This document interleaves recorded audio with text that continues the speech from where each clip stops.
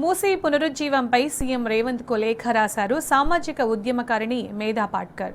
మూసీ జన ఆందోళన్ తరఫున లేఖ పంపారు. మూసీ ప్రాజెక్టు ప్రణాళికల ఆవిష్కరణను మార్చి 13న నిర్వహించకుండా నిలిపివేయాలని కోరారు.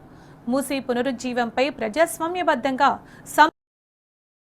సమగ్ర సమీక్ష, ప్రజా పౌర సమాజ సంస్థల భాగస్వామ్యాన్ని తీసుకోవాలని సూచించారు.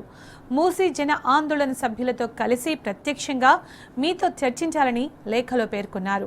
ప్రజల సమస్యలను సున్నితంగా, దృఢంగా పరిష్కరించాలని విజ్ఞప్తి చేశారు.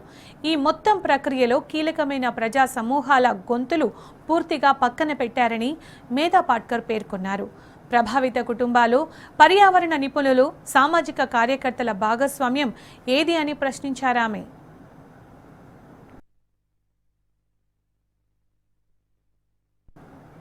ప్రజల పోరాటాలకు ప్రాతినిధ్యం వహిస్తున్న మూసీ జన ఆందోళన వంటి వేదికలకి, మూసీ ప్రణాళికల ఆవిష్కరణ కార్యక్రమానికి ఆహ్వానం లేదన్నారు మేధా పాట్కర్.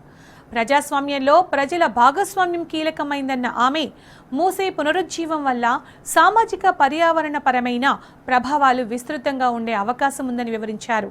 పట్టణ కార్మిక వర్గం, మధ్యతరగతి కుటుంబాలు నివాసాలు కోల్పోతాయని ఆందోళన వ్యక్తం చేశారు. హైకోర్టు భవనం వంటి వారసత్వ నిర్మాణాలకు ప్రమాదం ఉందన్నారు.